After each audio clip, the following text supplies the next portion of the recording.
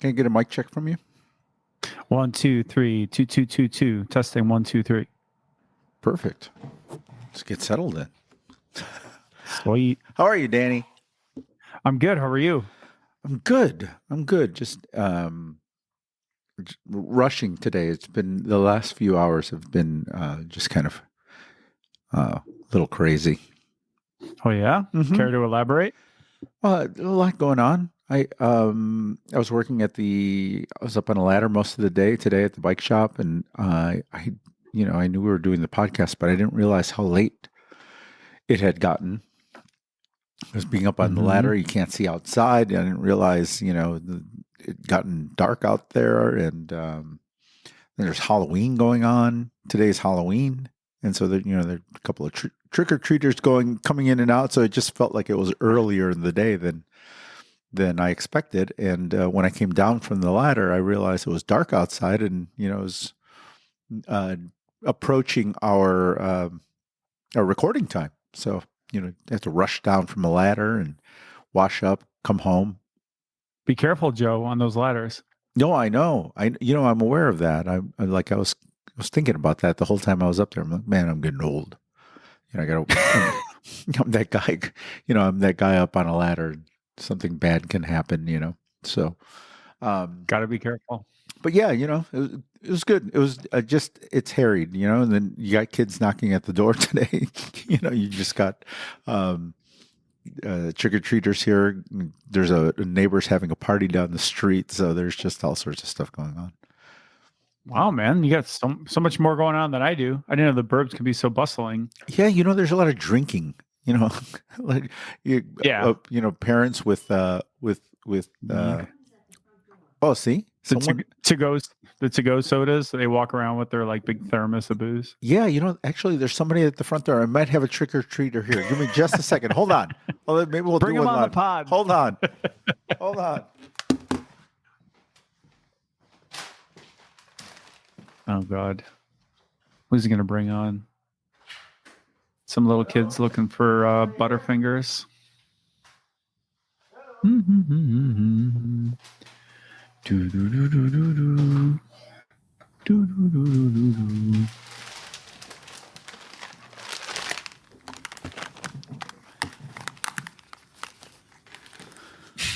Everything good?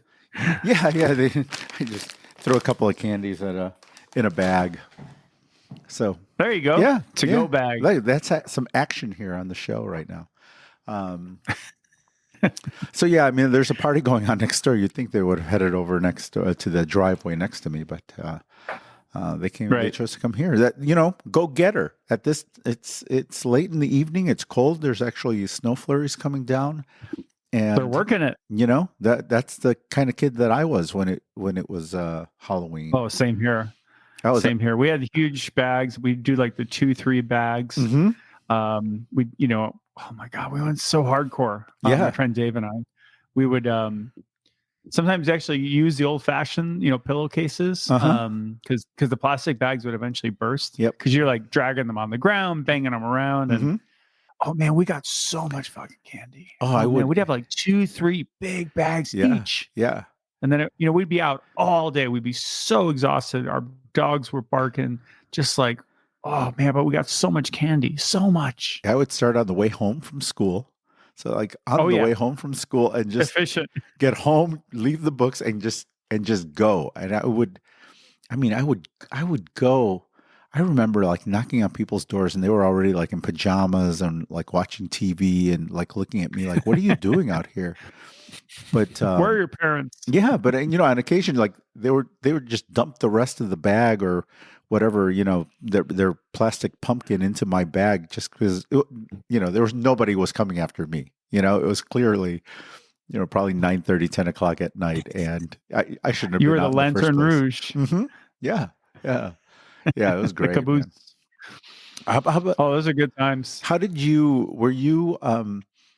Well, in the city, you didn't see it very much, but on occasion, you'd find that house that would leave the candy out, kind of like an honor system, like nobody. Oh yeah, those fools. Yeah, that would not work. I appreciate what you're trying to do, but come on, that's a really bad idea. really bad idea.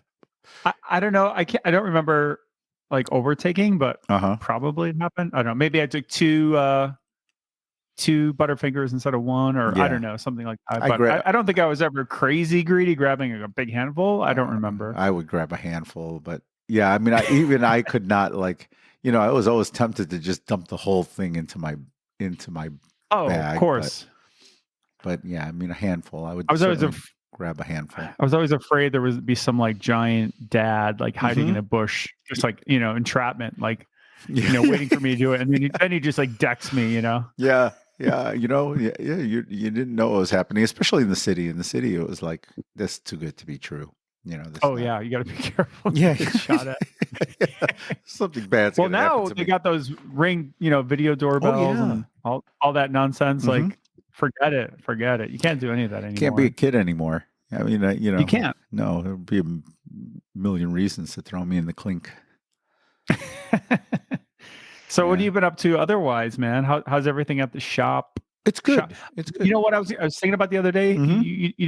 You missed a really cool branding opportunity, Joe. You could have called your shop blank. But then shop, or as Jim Gaffigan would say, shoppe. The SHOPPE, the old timey shop that they sometimes have on like soap stores.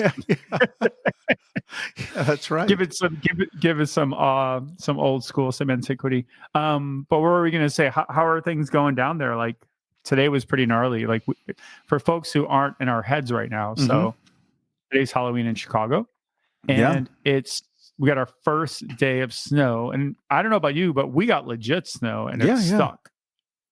Yeah, it was like legit flurries. I was watching out my windows all day, and I was like, it really came down hard at certain times too. Yeah, it was windy. It was like blowing sideways at some point during the day. I mean, it got windy, and then the sun would come out for 15 minutes, and I mean, it was just kind of a wild day. It's been cold all day long. It was cold. It was kind of epic weather. I mean, it felt biblical. Like, the sky's open, like you said, the sun just came bursting out, and I was like the John Belushi, like, I see the light, and the winds were gusting to like 20. Like, it was a pretty wild day. Like, outside, the flurries, like, it was like a visual effect. Like, they were going all different directions. I saw this tiny little bird like hovering right in front of my window. The poor little thing, like, in the snowstorm.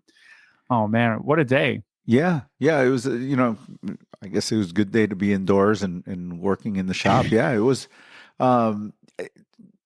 To answer your question, at the shop, it's going well. I mean, it's the winter season, or off season, I think, has officially started, and it's what I expect. You have you don't get a lot of people in the shop these days. I'm fortunate to still have a lot of repairs, enough repairs to do and some work to do around the shop. But I'm really, I'm actually enjoying the downturn a little bit, and then just kind of the off season. And like I said, getting started with some of these off season projects that I've been waiting to do. Like, just started redoing our phone system, and I've got new computers that we're going to be getting in the next couple of weeks, and so just starting with those projects, wiring up the shop and getting ready for, Bike Shop 2.0, whatever that is. So that's good. Yeah. Trying to get us more efficient. Good. And it's good. Maybe it's just, I feel just having something to do. I think at the shop, and having a mission right now is a good thing. And with all this talk about change and having to be doing things to stay pertinent, I feel like I'm on that wave right now, and just getting stuff done. I'm getting a new point of sale company that I'm working with. We're getting started with that, and exciting. Yeah, interesting talking to them. There's been a big, I don't know if we touched on it last week, but there's been a big change here, a big shift in the bike industry point of sale landscape, I guess, in this country. There's a wait, to all bikes to can you hear me? Yes. Mm-hmm. Oh, sorry. Can all I muted myself for a second there. Do all bike shops? I mean, a lot of them use the same point of sale system. Is that what you're saying? There's going to be Yeah, a change from those. Is there like a yeah, bike version of one, or yeah, what? yeah. There are a few right now. There's more than What's it one called? at this point. Well, right now there's a lot of different ones. There's one called Citrus Lime.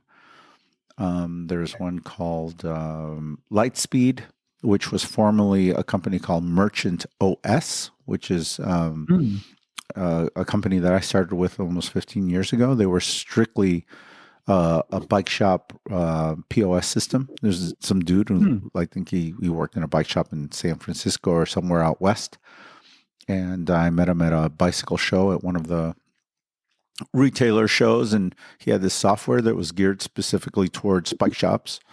And then at some point, maybe in the last 10 years or so, he was bought out by this big company called Lightspeed, who I think was more in the hospitality world, kind of like restaurants and stuff. And they bought him up. Then there's a couple more. There's a company that's owned by Trek. They own a company. Really? Mm-hmm. I didn't Yeah. know that. Yeah, they own kind of a. God, Trek, what don't you own? Oh, they got their hands in everything, Danny. They're actually. They certainly do. Yeah, they got a bunch of stuff going on. And then what else? Oh boy, I'm missing a bunch right now. But yeah, there are several of them right now. But this big company, Lightspeed, kind of changed the way they were. They maybe sometime in July or June or July, they started penalizing basically companies that weren't using their credit card processing system.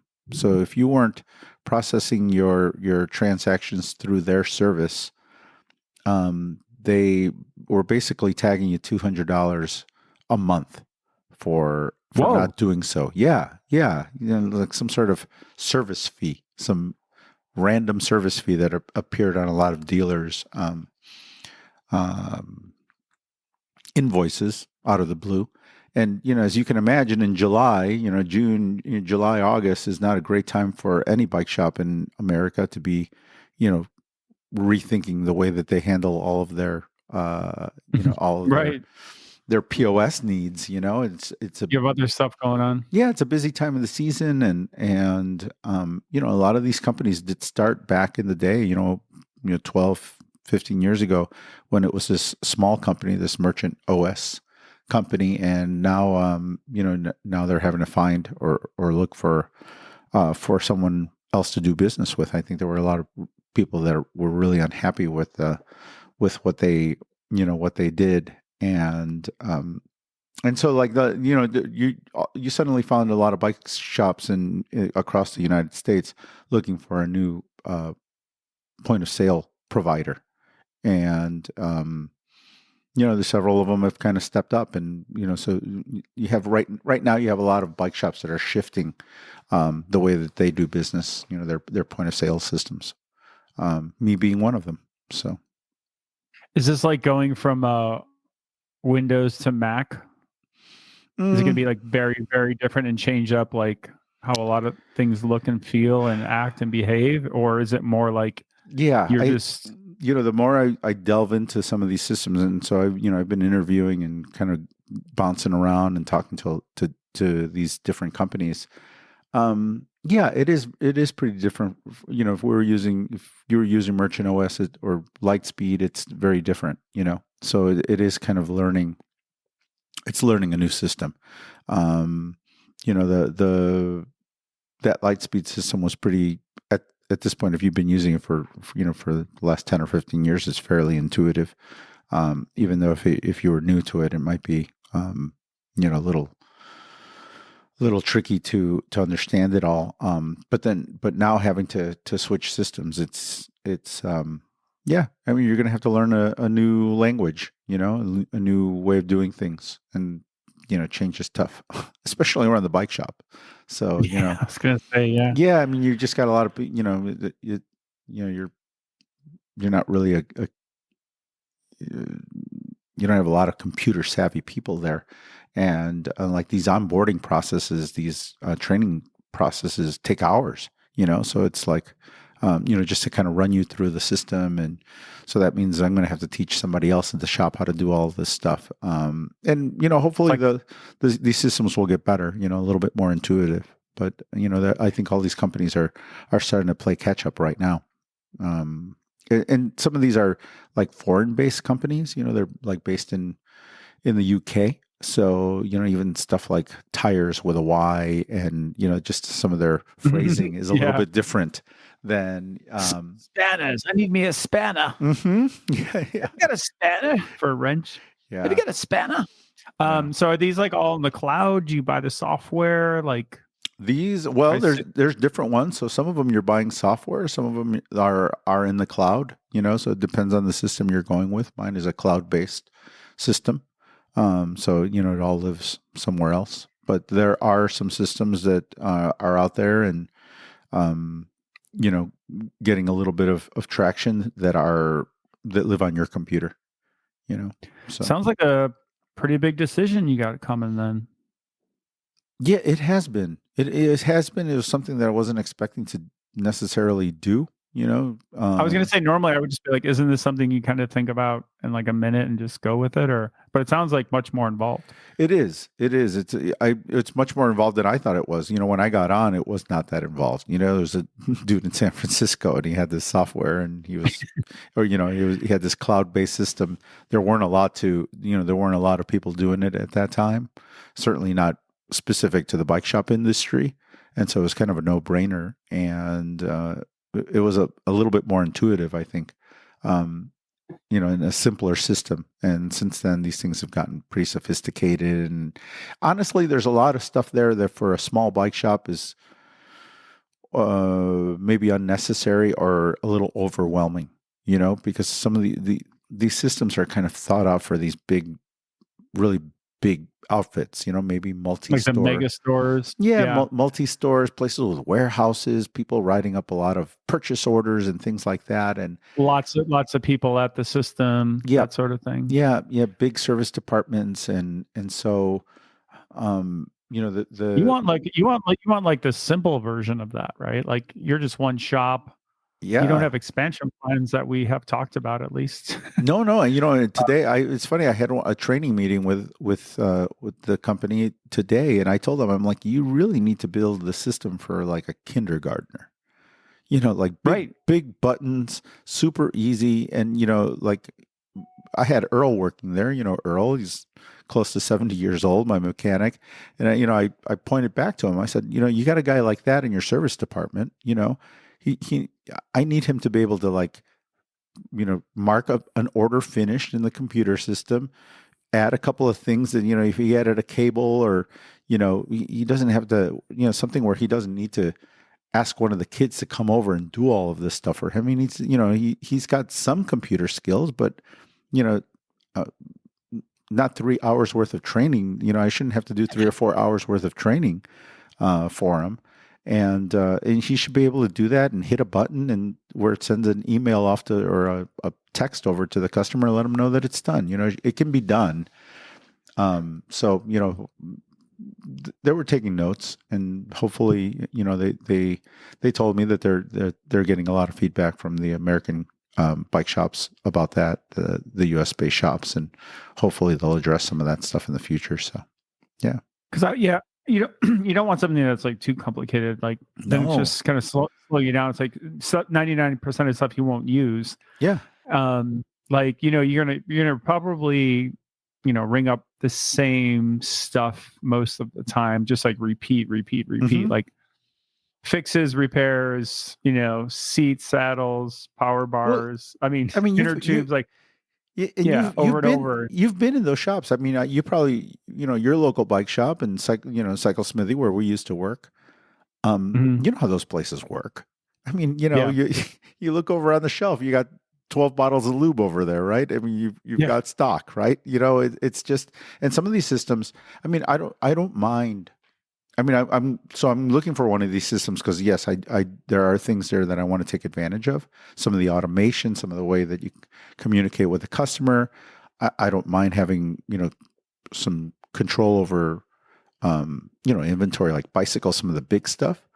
But for example, like on some of the little stuff, like the the system will actually physically stop you from processing something if there isn't stock in the system. If the system isn't right, if it isn't completely up to date and you can't override it.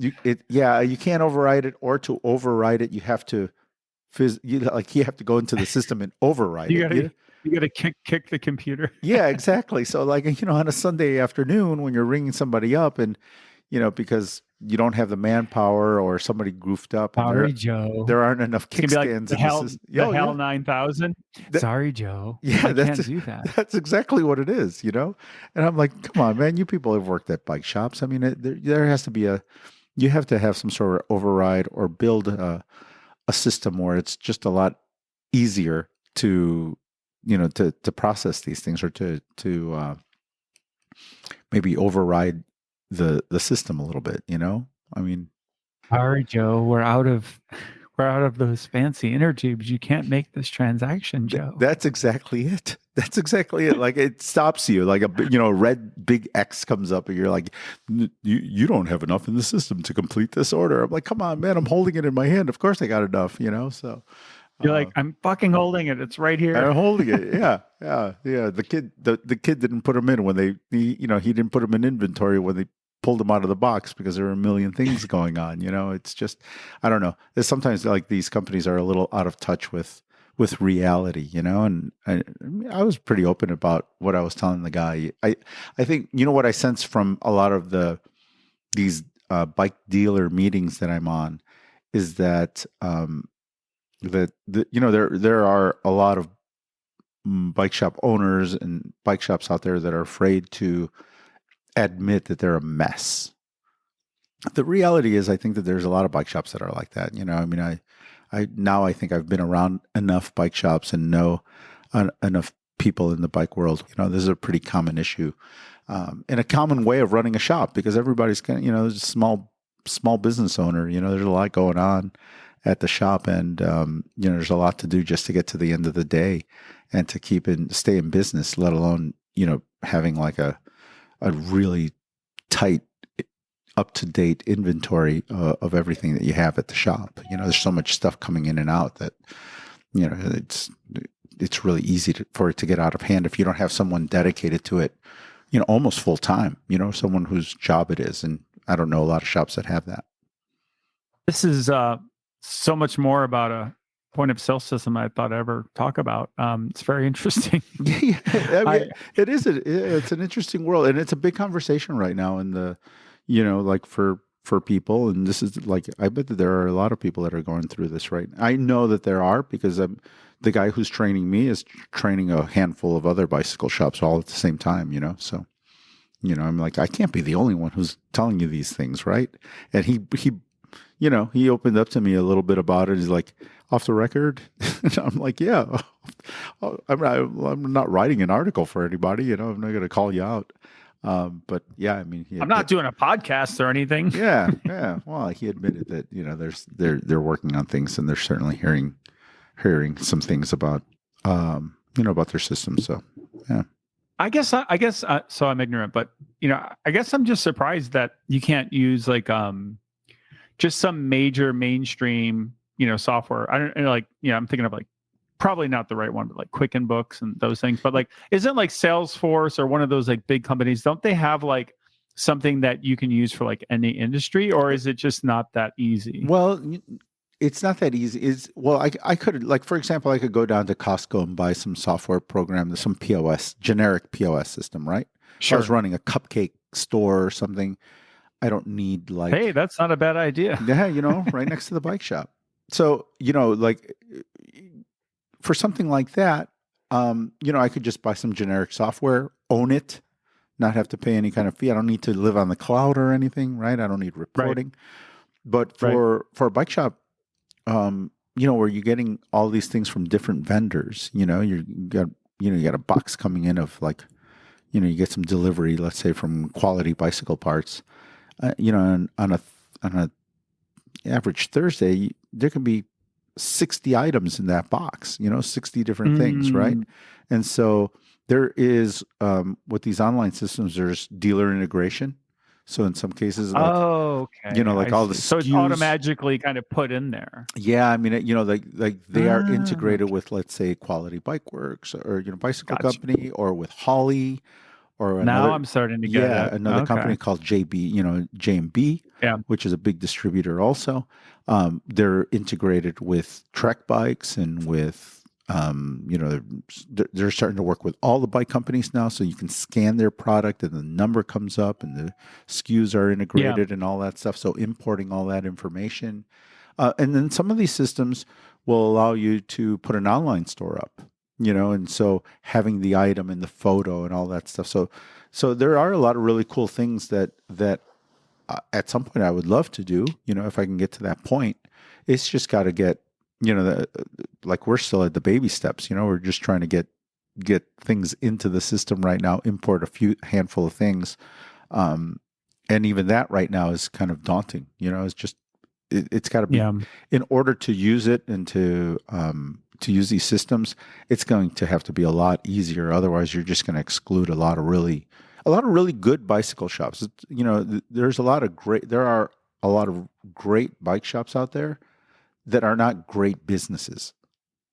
You know what I mean? They're a great bike shop. They're not necessarily run by a business, by a businessman with a business team who can do all of these, things that kind of need to be done, honestly. So I mean that's where we're at right now, where the average little bike shop now has to tighten things up a little bit on the business side if we're going to survive. You just got to tighten things up, just a little bit. You don't have to become efficient. Yeah. You have to get efficient. Your communication has to be better. You just can't be, you can't be as sloppy as we can't be as sloppy as we have been accustomed to being, not these days, not if you're going to stay in business. It's cool. It's cool. You want to get in shape, so to speak, and get things streamlined and efficient. And I mean, in a lot of ways that it might be a bit of a curve up front, but longer term, that's going to probably, I would think, free you up and mean a lot less headache and, struggle, as it were. So that you can do other things that are actually more meaningful, and you can have, like, I guess, more impact, as they would say in business. And I've had an online POS system since I started the bike shop. So I mean, I've already been working with a system, but now it's like even more so, right? Yeah. Like that communication part, that some of these systems now will like automate an email to you, like, let's say, it's 6 months from the day you pick up your tune-up, say, hey man, it's been 6 months since you got your bike tuned up. You might need another one, or, come on in. You bought a bike, 3 months ago, might be time for your checkup, or, maybe your bike is due for some service, and those kinds of little things that, I think my dentist office does that. I think they have a pretty good system at my dentist office, because they're very, like, on top of it, almost like, I don't want to say too much, but like they're on the cusp. Like, you get like text messages, confirm your appointment.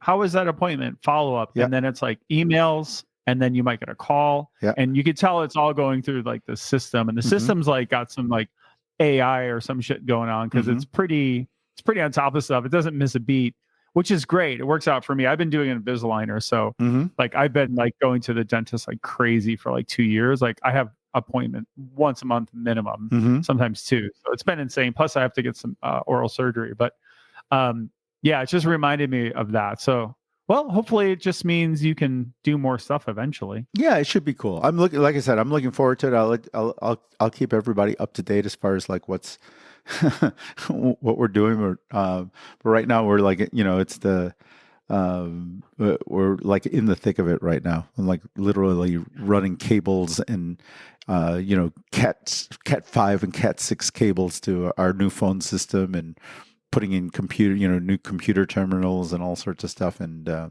don't know, it feels good. I love it. Yeah, it feels good. Like we're I love making it, a little man. bit of progress. So yeah, this is the time to do it, right? Because this off season goes so fast. Next thing you know, you're going to be like, oh, I wanted to do X, Y, and Z. So you got to get that punch list, circle it, prioritize it, and hit it, man. Yeah. If you need any help, I'm being serious. If you want me to come down, if there's anything I could possibly do in the off season, if you just need like an extra hand around, I'll call you in the decorating phase, Danny. I'm digging. I know. I'm serious. Like, it's like like on a weekend I can swing down and whatever. Actually, like tomorrow, like I took off work tomorrow because I'm going to a show tomorrow night with some friends. But like that would be an example. I could pop down and help you out.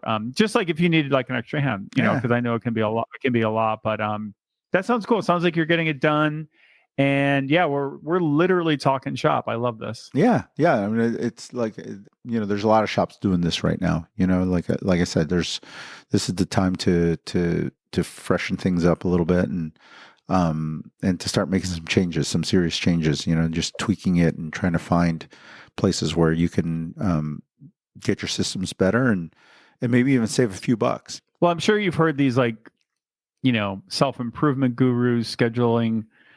What do you call them? Priority gurus, habit gurus, all these folks. But it just reminded me, like when you were talking there, it's like, if you could shave off 30 minutes, let's just say like 30 minutes a day from just like little tiny trivial business, like minor stuff. Like it's important, but it's like still trivial, right? So maybe it's just doing some random task, whatever. But if you can shave off, if a system like that is so efficient, it'll do the calls, send the emails, send the texts. Yeah. For you, 30 minutes a day, do the math. That's an hour and a half, 2.5 hours a week. Yeah. So that's 10 hours a month, which is almost a day and a half of work.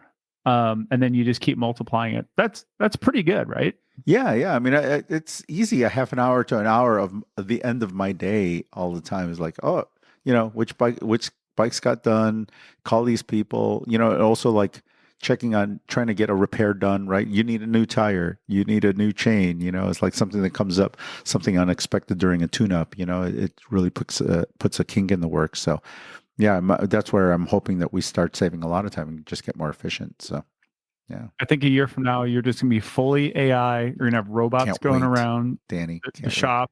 Yeah. Earl's going to be fighting with robots. Yeah, it would be great, fighting them off. Hello, I'm Katie Lonke. You're listening to the Bills Shop Society podcast. This is just in. We have AJ Latrace on the call. Oh, look at this. What's up? Happy Halloween. Happy Halloween. Look at this special Tuesday night guest. We have AJ coming onto the show. This feels like such a pro production right now. Right now. Yeah. How about it, man? How's it going? Friends. Thanks. Good. Just thanks for coming on.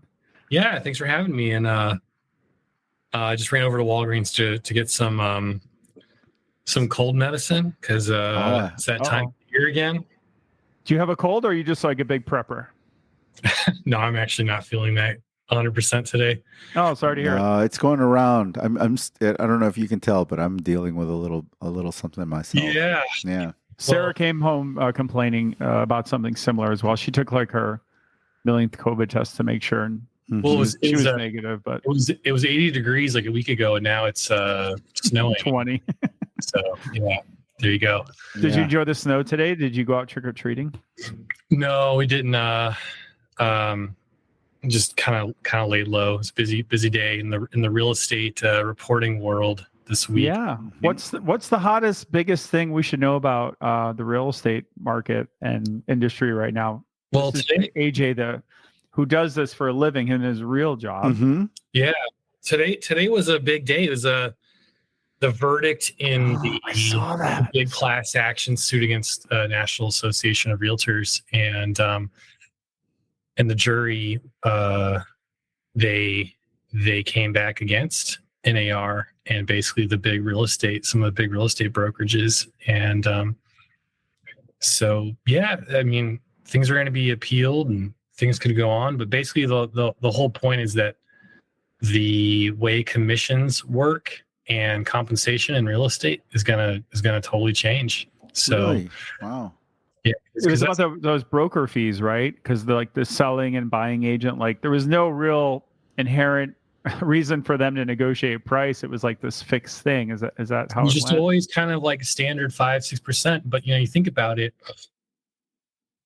and it's a 5-6% commission whether you're selling a $350,000 home or a $3.5 million home. And so, you look at how much 5%, 6% is on a $1-2 million home. That's a lot of money. That's a nice coin, man. That's a couple nice old vintage bikes. All you got to do is sell a couple of those a year, and you're doing okay. Yeah, you are. So yeah, that was big. I got the New York Times notification on my phone, so it's a big story. We had mentioned that a little bit where I work as well. But so did you guys have a whole plan ready for when that verdict came out? Were you ready to fire away? The other reporters on the team were covering that, and then I was covering some other stuff. So yeah, maybe we can give a shout out to your business. What's the name? What's the URL or the website again? It's just called realestatenews.com. Couldn't be any easier. Realestate.com. Yep. Good. So good. That's huge. Yeah. So Joe, where are you at there? Just like a nice cozy log cabin. He's up in Wisconsin. I'm in Wisconsin Lodge right now. He just came back from a fish fry at the supper club. It does look very cozy though. I gotta say, it's very nice. It's the default background. I don't know. I've had it ever since Danny and I have been using this. This platform. Cool. So why change it at this point? It's nice. So it's super cool you came on, dude. So AJ and I actually had a little thing. We had a little field trip, a little day trip. And AJ ended up being the intrepid reporter. He actually wrote about it for the Streets blog newsletter, Chicago Streets blog. Does that go out nationally? How does that work? There's just different ones for the major cities, right? Yeah, there's there we go. I'm in the same cabin, Joe. Now it's like Halloween. How creepy! Yeah.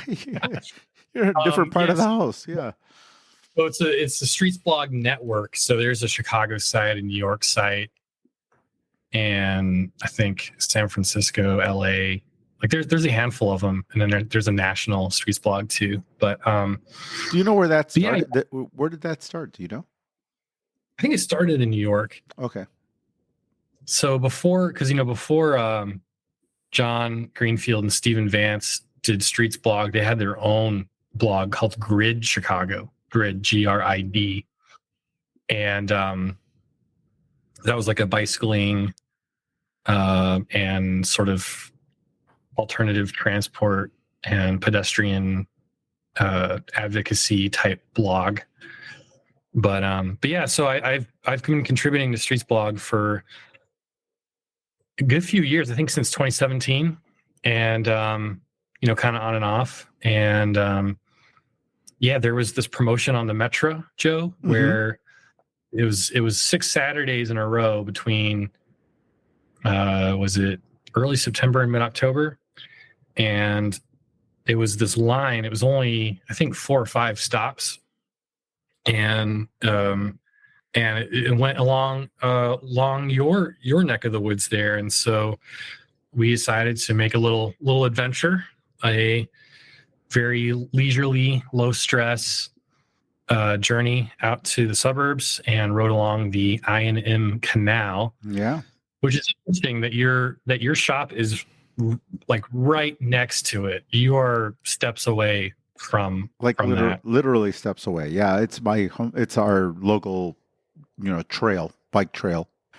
As you can attest, it's paved for 13 miles out without any interruption. Basically, you don't have to cross the street at all. So, and it's interesting too, because it's not just the I&M Canal Trail. You've also got the Centennial Trail that they run parallel. So it's pretty wild, like in a region that's so populated and so dense and sprawled, and seems like we don't have a lot of nature, to have those two right there running parallel along the Des Plaines River. That's a pretty big thing to have. Yeah. We sometimes forget, actually. I often talk to people about how lucky we are to have that. After a long day at work, to be able to to go out and do a 26-mile ride, without even thinking about it, on a bike path is really nice. And then Danny can talk about the train. I thought the bike train car was pretty interesting too. Yeah, it was actually super fun. Like I hadn't done something like that in a long time, and it reminded me that I love trains. There was an article I wrote for Business Insider based on multimodal cycling, and just a fancy word for taking all kinds of transit, not just bikes, but kind of incorporating them as well. So train travel, even if you do it by car, whatever. But it kind of reminded me of that. I think I got the idea from Neil Bezdek and Tim Johnson. People who are bike racing fans will know those names probably, but they were talking about, multimodal is like the new hot thing right now. And this was, some years ago. But yeah, they they're riding their bikes basically like super far and then like taking the train home. And it's kind of nice because you don't have to double back, and then you can ride farther than you normally would, right? Because you can just like hightail it home on the train. But anyway, that reminded me when we were out there on the train taking this ride. It was super fun just to get on a train, throw your bike on. There's something just like very liberating about it. Like even cycling itself is liberating, but just to jump on a train. And it was cheap, it was just like a few bucks. And there weren't like a ton of people on it. We went on a Saturday. I think the train left around 10 or something, 10:30. Yeah, so we just hopped on this train. There's plenty of room for bikes. I had Sarah's e-bike. I decided I would go with that. And there's a nice picture of me riding that in the shadow of Willis Tower, aka Sears Tower. Nice one there. But no, it's super cool, super easy. We hopped right on. Like I said, there weren't too many people, and I think it made like just a few stops. I mean, I don't know, was it like 2 or 3 stops maybe? It was like 4 or so. Was it 4? Okay. Yeah. The time flew by with AJ's charming conversation. Mm-hmm. Right. Anyway, we ended up jumping off at Willow Springs, and we were right there at the shop. There's a nice photo of you in there with Earl and some folks at the shop. Joe, did you see the photos in the article? Yes, I did. It was a love. They're in there. You might be able to see us somewhere in there. There's anyone who wants to sleuth this and figure this out. Yeah, there you go. But yeah, I kind of gave it away. But anyway, the pictures are great. I mean, they do a great job of kind of showing what some of the things you can encounter on the combination of the I&M and Centennial Trail. Yeah. And I'll let people read it and AJ talk more about it. But, my only thing I would just say about it is, like you said, AJ put in a lot of good photos and a lot of nice descriptions. And as 2 people commented on in this article in the comment section, and as AJ and I talked about recently, like it was super fun to just have obviously to do this, to go out and do a little reportage on this kind of like fun little thing you can do on bikes, whether you're kind of serious or just very like chill recreational. It just kind of just both reminded us like, hey man, like it's so cool to have like an itinerary. This is me. So I get mentally lazy sometimes. Sometimes I'm like super adventurous and I want to figure out my own thing, but sometimes I'm really lazy and I just want someone to be like, just do this, like go here, get off there, ride here, have a coffee there, grab a beer there, do this. Like, I just kind of love that. Wherever I've lived, I've tried to find those kinds of things.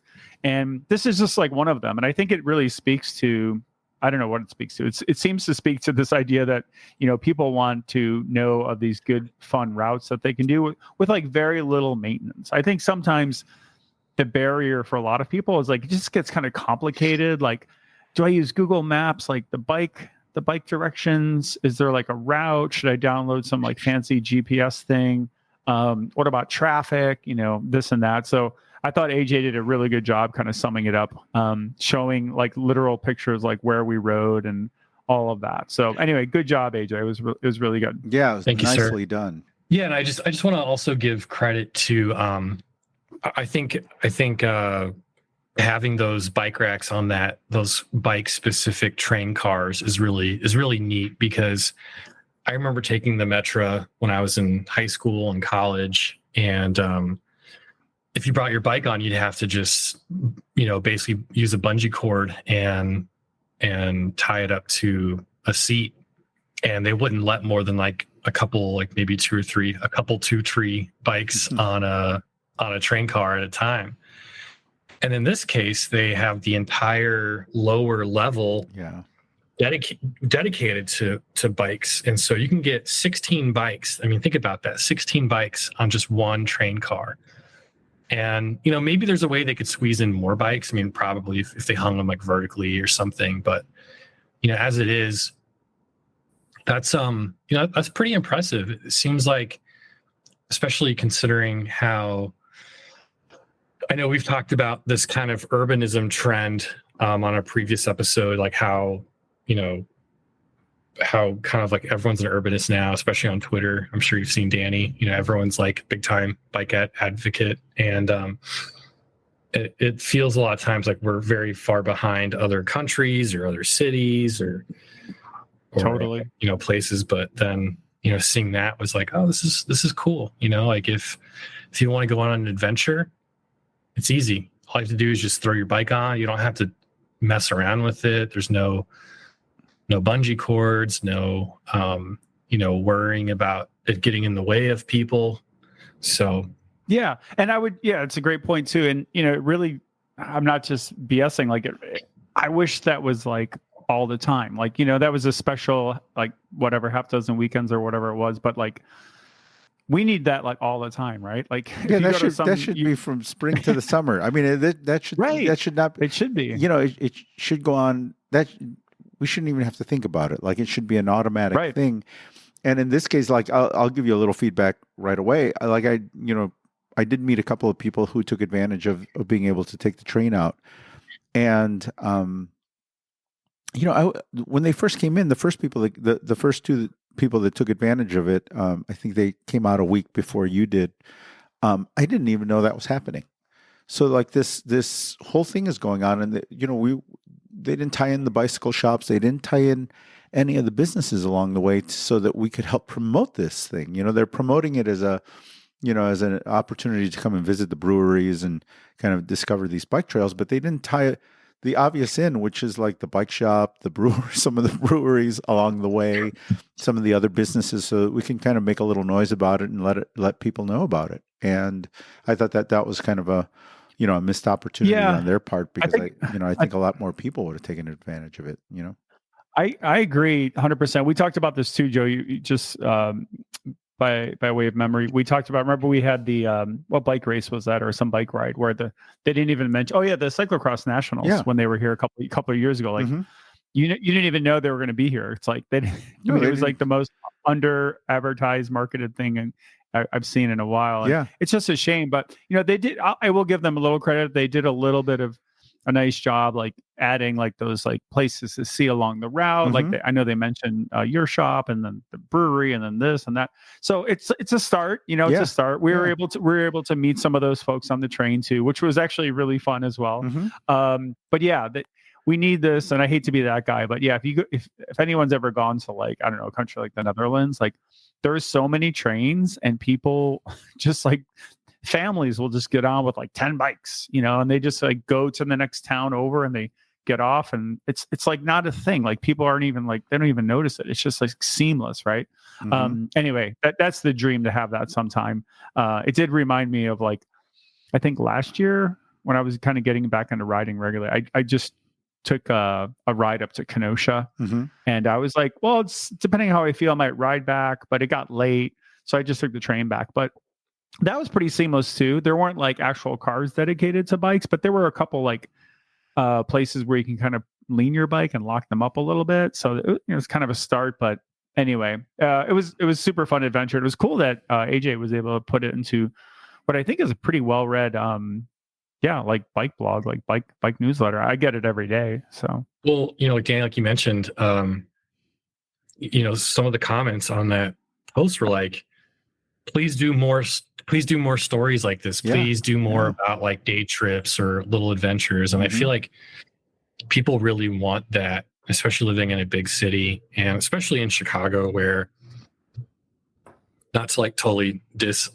or dunk on Chicago, but like, we don't really have amazing nature. We can't just, you know, drive 30, 45 minutes and then we're in the mountains, or, you know, different like desert or whatever. So it's almost like you have to seek it out. You almost have to like know what to do and where to go. Yep. And unfortunately, maybe it's a little elusive, but it does seem like there are more resources out there, and it's just nice too because let's just be real. Like riding, like bike commuting in the city is really stressful, and I haven't done it in a long time. I've been working from home for 10 years now, so I'm like lucky for that. But in that beautiful cozy cabin, this beautiful cozy cabin we're all in. But yeah, like say like I don't know. I mean, you guys probably remember from all the years at Smithy of people who come in and they're afraid. Like they don't want to buy a bike to ride in the city. Mm-hmm. Like they're afraid. And so you get someone on the train, let them go out to take them out to Willow Springs and let them ride 18 miles of uninterrupted car-free bike trail. That could potentially be enough to help someone build up, a level of confidence to keep going. Going back to those comments that were left at the end of the article, I think that I know for a fact that there are a lot of people out there right now that are looking for rides like that. People that we the bike world welcomed a ton of new riders during COVID. Just a lot of people. A lot of people came into our sport, and they're at the beginning of their story. I mean, we've been doing this now for 20, 30 years. We've been riding bikes and been in the bike world, but for them, they're like at year 2 or 3 into their journey into bicycles. And a lot of these people are older. They maybe people in their people. Well, I wouldn't say even older, because I just met somebody the other day who got into bikes in the last 2 or 3 years, and he's in his early mid-20s. But they're kind of like right at the beginning. They're learning about chamois cream and padded shorts, and you know what I mean. Like the things that we kind of take for granted already, and the kind of things that we haven't. That I haven't had to talk to people about in a lot of years, because we haven't had these new people coming into the sport. We had the occasional guy who shows up and wanted to know about chamois cream, but for the most part in bike shops and in the bike world, the people that we were dealing with either have been riding bikes for, they've been riding bikes for a long time. They're kind of seasoned riders. We weren't getting this, there weren't these, this giant pool of brand new riders out there. And so you got people that are like doing their first group ride, or looking for group rides, or looking for like-minded people to ride with, and that is something that after having been in the bike world for a really, really long time, to see this giant influx of people coming in and needing that kind of help, that's what's making it fun right now, because every day there's someone walking into the shop. There's an opportunity to make a new customer and to turn someone on to the next step, like what's after the hybrid bike, or, bike touring, or even bike racing, people wanting to know about that kind of stuff. And I have a business idea. You're like, Well, let's hear this stupid idea. No. We come up with, maybe it exists, but we come up with a bike touring company, but it's special. It's not your usual bike touring company. So it's like, they have Bricks of Chicago. You probably know that, AJ. Joe, do you know Bricks of Chicago? No, I don't. They have a cool Instagram. Basically, it's this guy who does these like, how would you describe them? Historic home tours, neighborhood tours. Yeah. Yeah, it's like he does these tours of buildings where he highlights the actual brick. And the reason why brick is interesting is that there's the type of brick called Chicago common brick. That's just what it's called. That a lot of buildings are made out of in Chicago, but there's also a lot of variety and variance in the brick itself and the patterns of the brick. But anyways, yeah, I think that was like the impetus or the theme. But then he does other tours and stuff too. Yeah, and he's like great photographer. His Instagram is super lit. You should check it out. Did I just say it's lit? Yeah, it's lit. Yeah, you did, man. But what's funny is one day I walked out of my house and I was going for a ride, true story, and there was this gentleman out front holding forth to a crowd of people. I'd say there might have been 6 to 12 people. And they were looking at our building, like he was pointing to it and like lecturing about it. And I was like, what the hell is happening? I didn't know what to think. And then I realized he was Bricks of Chicago. So this building we live in is the last stop on one of his tours, because it has some they're not gargoyles, but there are these like little kind of sculptured like faces set into the brick in our building. I don't know if you ever noticed them, Joe. I think you've often been over in the evening. Mm-hmm. So they're kind of like easy to miss, I think, in a way. But anyway, that's why he came and chose our house to end it on his little tour for Logan Square.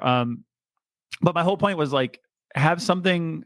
What he does kind of, I see as like being like a cool idea for a bike tour. So it's like, take people on a bike tour. It's not like racing bicycles. It's not like a fast group ride. None of that. It's just like people who just want to like ride bikes. And I'm sure like the Chain Link, you know, the popular site in Chicago, like I'm sure there's a bunch of this stuff maybe out there, maybe, but like have something like AJ and I did. So we get a group together, everyone gets a train ticket, and we all head out, go to, you know, somewhere for lunch, have a bite, have a beer, on a nice day, and just take people, maybe even do a couple options. So there's a shorter 20-mile route and a 40-mile route, but it's, you know, it's not about going fast. It's really just about everybody, you know, a lot of it community. But then also just like, here are these cool routes that we know, and maybe there's some cool little sections that are like shortcutty through the woods or something fun. But then eventually,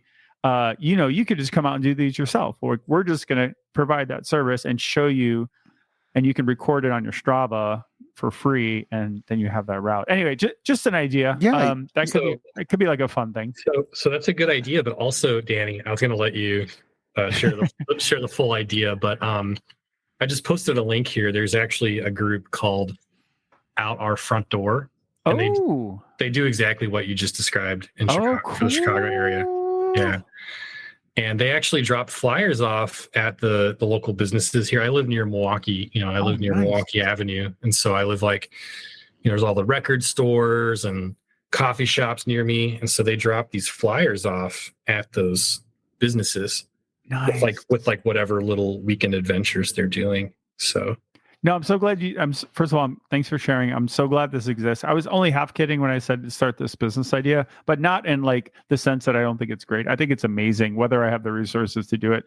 But I'm glad someone's doing it, because it seems to me like kind of an obvious, cool, like business thing, business idea. But I really think it's kind of cool, because even when I live in like another big city, like New York City, it's like, you kind of have to know people, and that takes a long time. Then you finally, you know, you learn from others, but that can take years before you learn like a lot of the good rides. I mean, I know you can find some of this stuff online, but it seems like it's all over the place. You kind of have to know, you find like a random link somewhere on like Reddit or like, you know, the Chain Link, or I just feel like there's no like one central place. Strava goes some way in helping with that kind of stuff. I don't know if you guys use Strava much. I use it quite a lot, but you know, I think these are really cool things when you can get people out there together. And you know, obviously it's quite different from like a, you know, critical mass, or you know, that has its place too. This is just kind of like a different version of it, I guess. I know a shop actually out of New York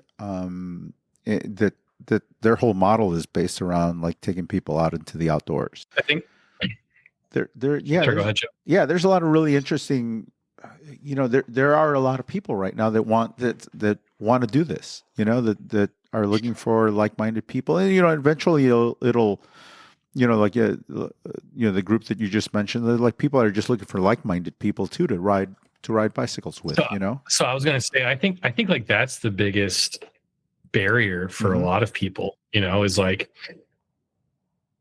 you know, like I'm almost 40 years old now. Like a lot of my friends, basically all my friends from college have all left Chicago and, you know, are like long gone. And it's sort of like, yeah, how do you find that group of people who are doing this stuff, you know? And so I think that's nice to have like a built-in thing that you can go and check out and be a part of. It's interesting. I spent my entire summer this past summer, riding in cutoff shorts and in a t-shirt. I mean, we went out to Indiana and did we did a ride from the dunes out to New Buffalo. There's a bike trail out there, and then just exploring some different bicycle trails in the area. And this was with, small groups, anywhere from like 6 to 10 people, and just kind of poking and prodding and, seeing, I think Danny and I, we've ridden bikes for a long time. We've raced bikes for a long time, but I've never led a group. I've never led groups, like casual group rides. So, I wanted to kind of do it with a controlled, in a controlled environment with people I knew and friends, and, see where the pain points were with dealing with a group of people like that, and different paces. Like I've been used to riding with people who were all pretty fit and couldn't go and knock out 50 miles. But what happens when you get somebody who isn't very experienced and slow? Right. And so, little things like that. That's kind of what I spent my summer, learning. Very, very ultra romance of you, Joe. Yeah. It was fun, and riding a completely stock bike too. So there's like so much more room for that too, because I feel like there's got to be a sweet spot too. Like I'm looking at a couple of their photos, like this group that I mentioned, and there's like a couple rides here where it's like 20 or 30 people, and it feels like going on a camping trip like that might be maybe too many people. Like I could see that kind of becoming potentially stressful, but going out on your own gets lonely after a while. So the fine line between loneliness and solitude, right? Yeah, I guess so. Well, cycling, I think Thoreau said that, or someone. But yeah, I often find it just like great solitude to ride alone. But I totally know what you mean. Like there are definitely times when I'm like, today would be a great day to like ride with a group. Just I feel like being very social, and just like hang out with some folks and just have a good time. So yeah, I think there's definitely a place for all of this. Oh, this is great. This headed it all in the right direction. And as long as Adrian's along, I'll ride, because then I know I won't be the slowest guy. Well, it's interesting. Well, no, I don't know about that. I think I'll beat you on that, Joe. But it's interesting because like how the algorithms know us better than we know ourselves. Yeah. And I remember like a week or two ago, I was just like kind of flipping through Instagram, and there were these videos of these like young guys on like sweet kind of 90s mountain bike, gravel bike, kind of bike packing setups. And they're just like cruising in the woods, and they're like doing fun stuff. And like they're like drinking a beer, like while riding their bike, and they have all the gear and stuff on it. And like the top comment, someone posted, and it was like had a gajillion likes on it, was like, man, I need to find new friends. And it's one of those things where it's just like, it just makes you like envious. You're like, oh man, these like, imagine being 22 again, 23, just like cruising in the woods with your friends. Like yeah, like you've got to work, but you're probably just working part-time at a bike shop, like Cycle Smithy or something. You're not, you're relatively unattached and can just sort of live free like that. Absolutely. I mean, we could still do it, man. We could do our version of it. Yeah, you know what? It is totally doable. I did a lot of it. Like I said, I did, at least once a month this past summer. We did, a little bit of a trip. Shut the shop down on a Sunday and went, took a little group out for a ride, especially towards the end of the summer. And boy, there were, these rides were a great reminder. I'm reminded of how much fun it is to ride a bike.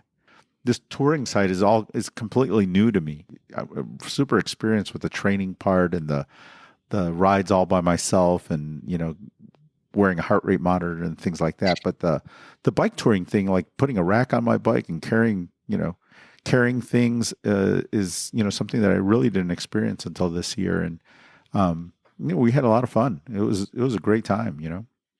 I'm definitely tempted to do some. I guess you call it bike touring. I haven't really done much of it, but I think I am a little bit guilty of being attracted to the credit card camping. Just staying in hotels. Yeah. I like to camp. I love to sleep under the stars, as it were. But I think there's definitely maybe a little bit of an investment up front, and I think I might want to do the credit card camping for a while. Like just do like a 4-day thing, like downstate, or in the summer, like go. Well, do I want to go to Indiana? Maybe I'll go west. Maybe I'll go into Wisconsin and do something like that. That'd be. I also like to do it a little bit, like not fast, but like I like to do some decent speed. So I think like having just a few very carefully selected bags on the bike, those under the saddle ones that kind of stick out a bit for the road bikes, and maybe just like one or two like that. Because I'd still like to cover some decent mileage, and like it'd be about the ride, but I don't know. I'm rambling. I think that would be fun. I don't know if I'm ready to commit to actual heavy like bike packing, like yeah. I hear you. And the other thing too is like I spent like 1 or 2 nights this summer in Minnesota, like at a campsite, like this little pond in Minnesota, and I had everything like sealed up pretty properly, but then overnight the screen ended up falling in. And I woke up in the middle of the night and I had like mosquito bites all over me. And it's just like, it's brutal. Like the Great Lakes in the peak of summer. Yeah. Camping can be kind of miserable with the humidity and the bugs, but like, going out west, Montana, Arizona. I mean, it's like super dry. So dry. It's like, it's amazing. It's nothing's going to live out there. No, except coyotes and scorpions and serial killers. I do have like a very like weird coyote story, but let's hear it. You guys have heard them, right? Like in the wild, like out. I run into them regularly on the way home. So they sound spooky. They sound eerie. They just like they're screaming like bloody murder, like they're screaming their heads off. And this is when I was in Arizona, because Joe, I don't know if you saw or because we reconnected a year ago, but this was back in like 2018, 2019. I was doing these big road trips down to Arizona in the winter, and I'd stay down there for like 6 weeks at a time, like 6-8 weeks. And I had this pickup truck I was sleeping in, like the back, me and my dog were just kind of like, dirt bag style. Anyways, I'd hear them howling at night, but because I'm sleeping in the back of a truck, if you've got to, if nature calls, you've got to get up and get out and go do your thing. And so I was getting up and doing that, and then I wanted to like get some water and maybe a little snack. So I opened the front passenger door, and I'm like grabbing some food and just kind of like sitting there. And it's like totally dead silent. Like you're in the middle of the desert. It is just completely dead silent. And it was kind of dark that night too. Like sometimes when it's a full moon or ish, it's really bright out. You can kind of see everything. But anyways, it was dark. I had my little lantern in the truck, and I'm like going around through my cooler and eating something, and then I hear something walking up to me, like walking right up to me, and it's pitch dark. It's pitch quiet. It's dead quiet, and I hear something like walking up to me, and it's so close to me. It's like it only had to be inches away. And I grabbed my lantern, my little light from the car, and I just like very kind of like slowly moved over to like see what was there, and there was nothing there. And I think a coyote just like walked up on me and then just got out, or it was a ghost. Yeah, it's a good Halloween story. I was going to say, this is the best Halloween ever. I'm not kidding. Like this really happened. I remember standing there, I'm eating. I'm just like, oh, this tastes so good. I'm like half naked. I'm in my underwear, just like hanging out. And something's like walking up on me. You can like hear the sand. Oh, I'm gonna put some music under this story in post. By the way, guys. So the I&M Canal is named after that guy. Do you know who it is, John? I gave it away. Do you know who it is, Joe? The guy whose name is attached. Hussar? Is that right? Yeah, is that how you say it? Hussar? Mm-hmm. So did you guys? I didn't know really who he was, so I looked him up after my ride with AJ. Are you guys kind of a little familiar with his background? No, by chance? I don't know. Mm-mm. So he was a Chicago Tribune columnist for a long time. And he was a big dedicated outdoorsman. And he was really in love with like the Midwest. And so he did a lot of stuff like hunting and I think photography, bird watching, if I'm not mistaken, just like really into all this kind of stuff. And I looked up, some of his work. So he's got like a really good book, which has a foreword by Bob Verdi, who I think we all know. And the book is called A Voice in Our Wilderness. And it's got some like pretty good looking reviews on Amazon. So I think I actually might buy it and read it. So I always saw that name in front of the I&M Canal, and I didn't really know who it was because I don't remember him from the Tribune. I guess I would have to be a little bit older maybe for that. My friend Mike probably knows him or the name, but yeah, I'm keen on checking it out. So that's something I saw in my little research. So he looks. There's a cool photo of him. I'll send it to you guys. He's sitting on this like boat with like this crossbow. He looks pretty badass. But anyway, yeah, that was. I'm like, who is this guy? Like, who's got a canal named after him? That's pretty baller. It's also interesting too how I'm not sure if we've got a few minutes left or not here, but sure. But I've also noticed too, and Joe, I know you've seen this, but like, 10, 15 years ago, or how long was it since I worked at Smithy? 2008. So that's like 15 years ago. Yeah. Surly was really the only company that was kind of doing these sort of like adventure bikes. Oh, yeah. Yeah. And now it's like everyone's doing adventure bikes. And there's just so many. We're kind of like in the golden age of adventure bikes right now, it seems like. Yeah. Yeah. Well, it's the whole touring thing, it's really just bike touring. They slapped some lipstick and rouge on touring bikes and started calling them gravel bikes and adventure bikes. And, they rebranded it and made it hip.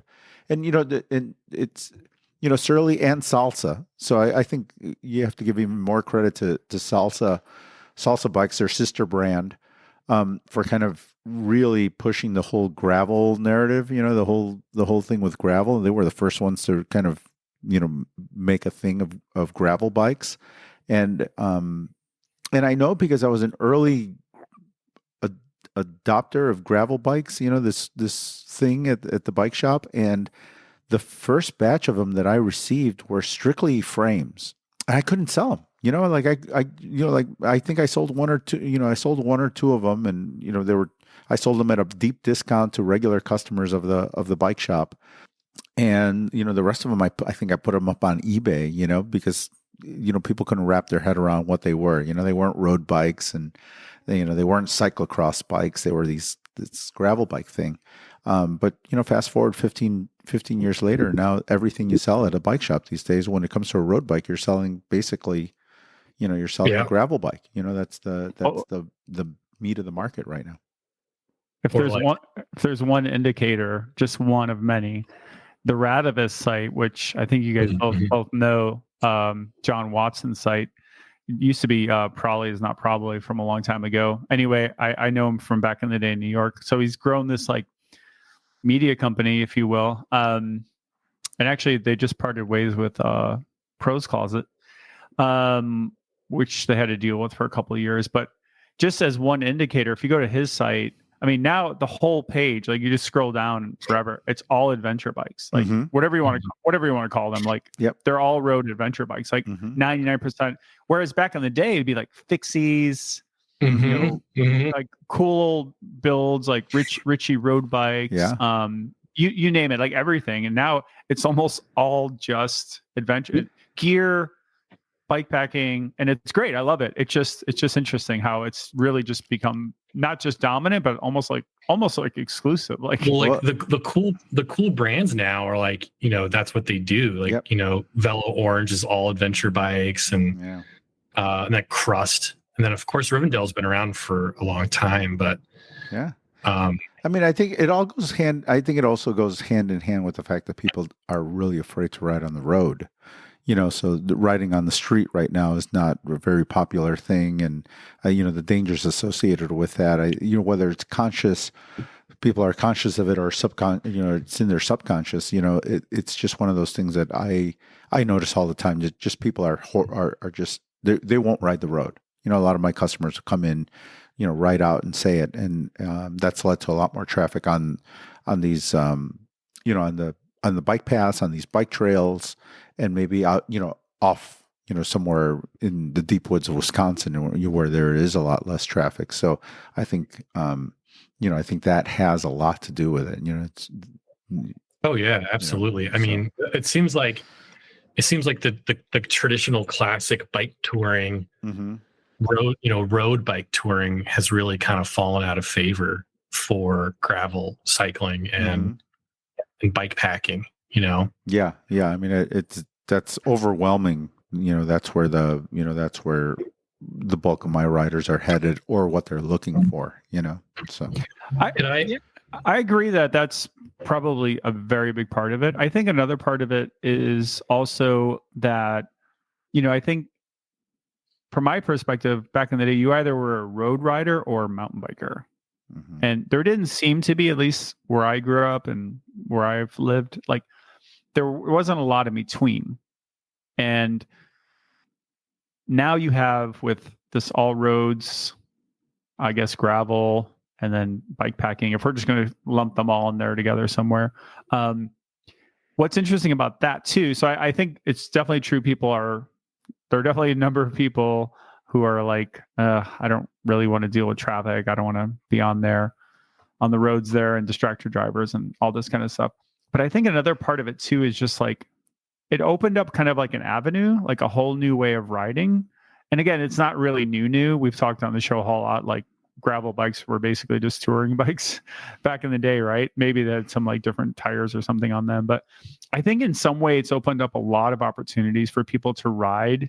And actually, maybe this just goes parallel with what you're saying, but like a lot of places to ride where they would never really have ridden before. So like, if you think of mountain bikes, I think a lot of people think of like, okay, you can go to Kettle Moraine, you can go to Payless, maybe there are a handful of spots, but where in this Chicagoland area are you going to kind of really mountain bike? Like there aren't really mountains, and you got to kind of go to specialty places to really mountain bike.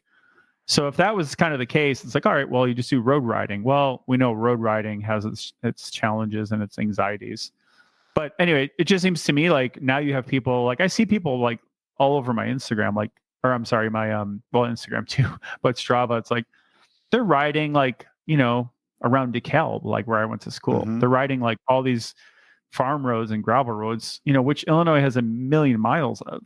And, there's very little traffic on those. You might see some John Deere tractors and like the occasional like pickup truck.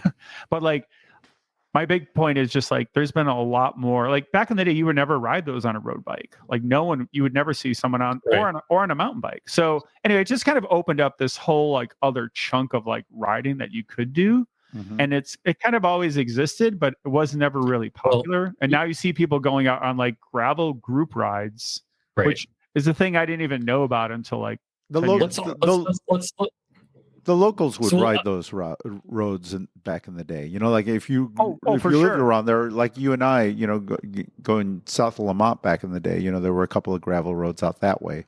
But for the most part, like you weren't traveling there to do like, it. Yeah. Pretty hard pack. It was, but now it's like that proper kind of stuff. And I think that's just my take is like, sorry, it's just like, it's just that one other element of it too, where there was this kind of this riding that you didn't really know about. Now I know if I put on like 44 mil tires, some nice knobbies, some Gravel Kings, like I could do some like super cool riding that I kind of would never even think I could have done, if that makes sense. Well, that's the other thing that's the other missing link that we have to highlight too, is that gravel bikes, adventure bikes, touring bikes have also had a moment because of now the standard is disc brakes. Like disc brakes have become so ubiquitous now that has opened the door up to large clearance and like big fat tires. That's where these monster that wasn't really the case. Yeah.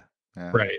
Yes, I have an article from Bike Snob, aka Evan Weiss, who writes for Outside Magazine, in addition to his like newsletter. Oh, I read this. Yeah.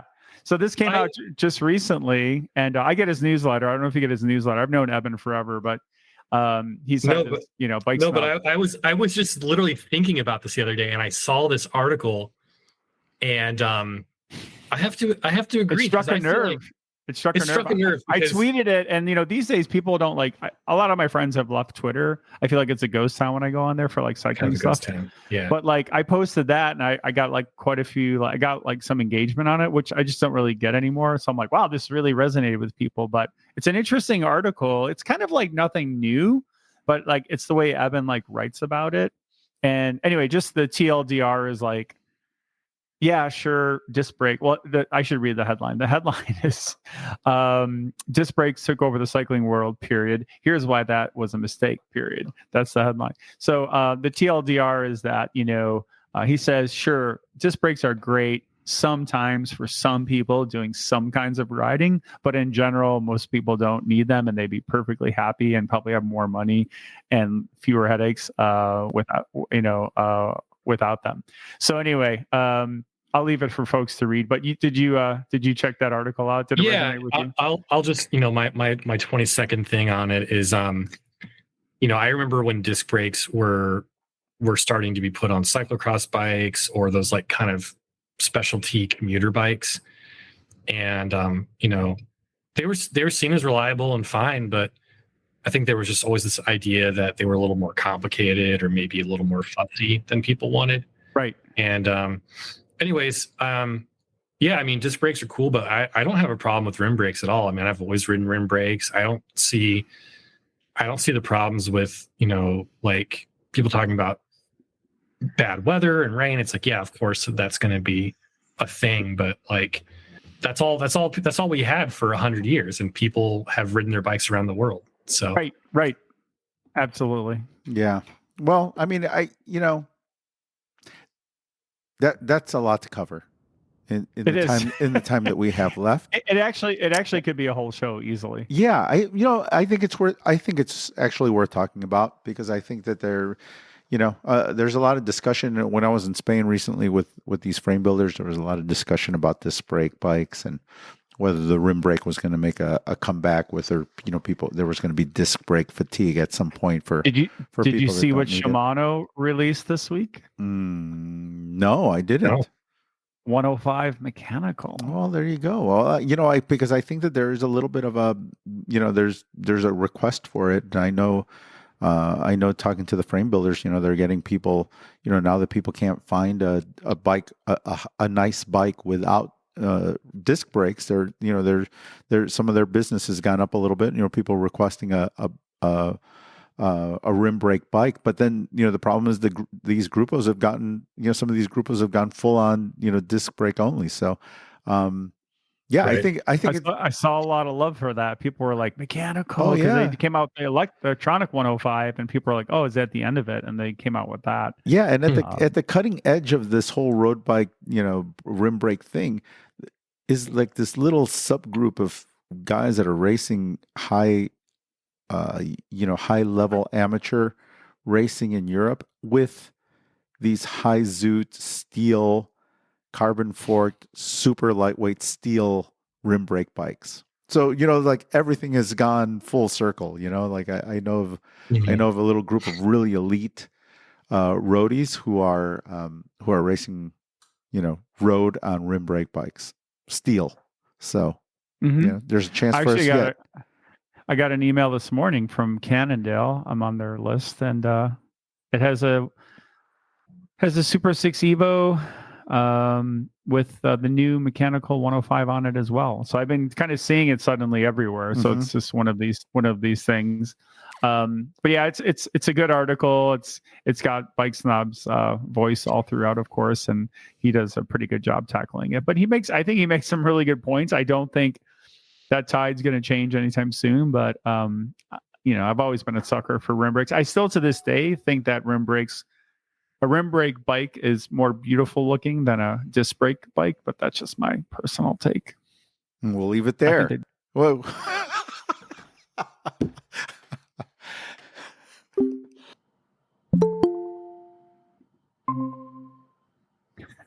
Hello. Hello. No, I know. I saw that number ticking off there. That's what we get. I was like, well, that just ended. No, I know. Boom, nothing. I saw the countdown go, and I was like, holy cow, here we go. Let's see how we. Yeah, I didn't know if AJ was just like leaving or what. I hope he comes back anyway. on. I mean, he's certainly welcome to join us. We'd have to send him the link. Hey, AJ. Sorry, man. We got disconnected there. We had an abrupt ending. Yeah, we did. Oh, now we have Well, I was warning you guys. I said, hey, we're going to run out of time. I thought you were just saying you have 4 minutes. I'm like, oh shit, he's got to go. Oh, so I totally misunderstood. Sorry about that. Well, that's why when Joe was like, I think we'll just leave it at that. And you're like, I think rim brakes look good. And it was like, that was it. It ended like right at that. Nerd alert. That was good. So, but we're probably going to round up, end up sooner anyway. But yeah, we could have that disc brake discussion. Yeah, I'd like to have it. You could literally do a whole show on that. Like, well, so there was actually one thing I did want to plug real quick. If it's cool. and actually, I want to plug your article and all that stuff. So yeah, let's go for it. What do you want to plug? So this is actually related to adventure bikes and rim brakes versus disc brakes and all this kind of stuff. Mm-hmm. So I found out actually through the X biking subreddit, which is kind of like that's the one where people turn a lot of these 90s mountain bikes into kind of cool one buy type deals. But there's this fabricator, this guy named Edwin in Indonesia, and he fabricates forks and racks and actual whole bike frames. He calls it like the cycle truck, the Edson cycle truck. Wow. And he does like really cool stuff. And so speaking of, Danny, you mentioned that it seemed like the mechanical group set was going away and some of this tech is going away. One thing that's like nearly impossible to find is a cool modern style contemporary fork with all the rivets, the riv nuts and brazons and stuff, and wide clearance, but for a 1-inch steerer that's like basically impossible to find. Mm-hmm. And so this guy is like one of the few people like in the world who makes them. Oh, wow. And so I remember messaging him like back in like August, I think, or sometime like a while ago about trying to order a fork for a 1-inch steer, because all these bikes from the 90s, almost all of them are 1-inch 1-inch steers. And he's like, well, I'll have more inventory in stock in October. And then as he announced he had stock, it was like almost sold out within like 1 or 2 days. And I don't have any money to spend, but I was like, F it, I'm going to just throw it on the credit card. So I ordered a fork from him. Oh, you did? Yeah. So if you go to if you click on his stories, the third one right now on his Instagram page, it says, "Today departure for Chicago." Ooh, nice, yeah. Man. Oh, very cool. So, you blanked out your address and everything. Yeah. That's nice. Yeah, check that out. Very cool. So when can you expect it? Did he give you any kind of tracking or anything? I think it'll be a couple weeks. And like I have no business buying anything right now, but like I didn't want to get a situation where it's like this is my last chance. This is like my only chance to get it. You know what I mean? Because like I'm not sure when he'll have stock in again, and otherwise Crust sells 1-inch, sells forks with 1-inch steer tube, but they're like $200-$300 for the fork. And then you can buy used stuff on eBay, but like you don't really know what you're getting. What's going on with that? Yeah. Well, that's really cool. You know what? I can't wait to see it. I'm actually look forward to seeing that. There's a lot of really interesting frame builders out there. I met a guy from Chile, and I met somebody else from India when I was in Spain, they were at the frame school, like learning some different techniques. And, there's people all over the world that are just working in their garage, because these are actually, some of these people were working frame builders in their home countries. They got to Europe to learn better technique, learn how to improve their technique, or how to get better at production, how to make runs, and how to set up their equipment to make runs. Yeah. And so very experienced, super experienced, Yeah. And, the other thing that's like amazing too, is that this guy, he's really good at what he does. Like, he's known within this like little niche of kind of like the X biking world and sort of like bike packing, resto mod world. But he builds these really nice custom made forks. Yeah. It's only $100 shipped from Indonesia to Chicago. $100. I'm gonna beep this out because before I have to get my order in before prices go up. Handmade, custom made by hand. Like, wow. I mean, it's like you can't beat it. Wow. No, this sounds really good. This is really cool. I can't wait to see are you getting is it a raw fork or is it painted? It's a raw fork. Okay. Okay. Yeah. So yeah, and then he makes handlebars too, and I considered maybe getting a handlebar, but he's made this almost like, because here's the other thing too is God, this is going to be so dorky, but let's just go there. Do you know about the Rivendell Alba Stash bar? Have you heard of that? I'm not familiar with that specific bar, but I'm obviously. So it's a crossover of the Albatross and the Mustache bar. Okay. So the Mustache bar, that's the very traditional. It's kind of like the really wide loop, and it looks almost like a B. It's like a B shape, kind of like handlebar. And then the Albatross is like a really big swept back, like really big wide swept back bar. So the Alba Stash is a mix of the two. This is like expensive, made in Japan stuff. And so this guy makes almost like an Alba Stash, I guess like clone, perhaps you could call it, which is obviously much more affordable. But I like kind of like on the pursuit of trying to do cool stuff on a budget. I found that you can order these like handlebar extenders on eBay or Amazon, and you can put them on another handlebar and it just extends them. I'm not sure if you've ever seen those. Have you seen that, Joe? Do you know what I'm talking about? No. So these are like a kind of a bar end thing that you would plug into the end of your handlebar. It's like a bar end thing. Yeah. Okay. It's like there's some that are really small and then some that are really long. Oh, interesting. Are they safe? I think they're relatively safe. Like, let's put it this way: the ones that relatively safe. The ones that are shorter that scares me. Are the ones that are shorter and smaller are like a legit brand. It's I think Control Tech, right? Does that sound right? Yeah, Control Tech is a brand. Yeah. Yeah. So they're actually decent. Like they're pretty nice. But the ones that are like 3 inches long, those are like generic, like made in China. So it's hard to say.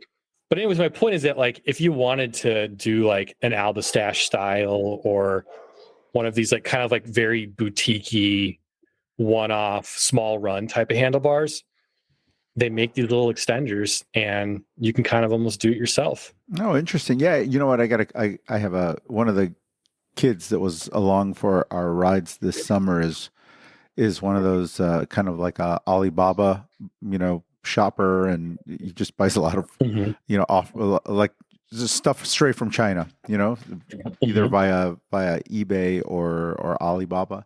And so I've seen a lot of really interesting things that you just normally don't, you don't see at a bike shop or through a bike distributor. And as we all know, like in the world of bike stuff, centimeters and inches go a really long way when we're talking about fitting and sizing. So. Well, and also in love. So. I was like, someone's begging for that comment. And I think that is where we will leave it. We're just boys after all. Gentlemen, it has been a pleasure. And we will pick this up. We're getting on a roll again, Adrian. And we're going to call this Cabin Conversation. You know what? I think that will be the title, Cabin Conversation. That will be the title of this podcast.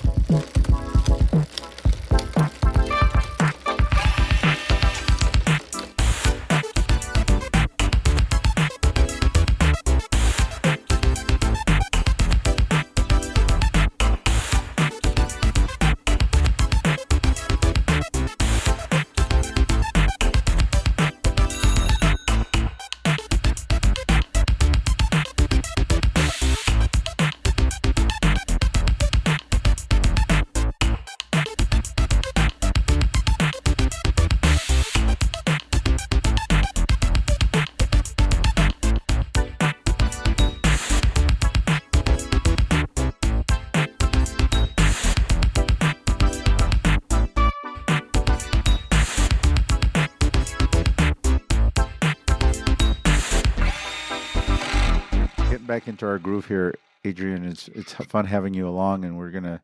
Thanks for coming on, Adrian. Yeah, thank you, guys. Yeah, I mean, we'll have links. Basically, you AJ. I don't know why he called you Adrian, but yeah, you prefer AJ? I go by both. Yeah, I mean, yeah. I've known him as Adrian. You know, he's an Adrian to me, and AJ. Yeah, Adrian. You're professional. Adrian. You're working. AJ Latrace. You know, that's right.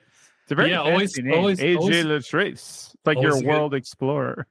Well, you know, it's funny you say that because just final little tidbit. With all the news coming out of the Middle East right now, I had a professor in college at DePaul. His name was Norman Finkelstein. He's like one of the kind of premier scholars and political scientists on the Israel-Palestinian conflict, and he's like I think he's banned for life from going to Israel because he's always been a supporter of Palestinian rights and, you know, supporter of self-determination. But anyways, he's a funny guy too. Like, and I remember in class, he like on the first day of class, he's like reading through the roll call, and he's got this like Brooklyn Jewish accent, and he's just like, Adrian Latrace. He's like, wow, what kind of name is that? Think about it. Hey, Susie, who you dating? Oh, I'm dating Adrian Latrace. Wow.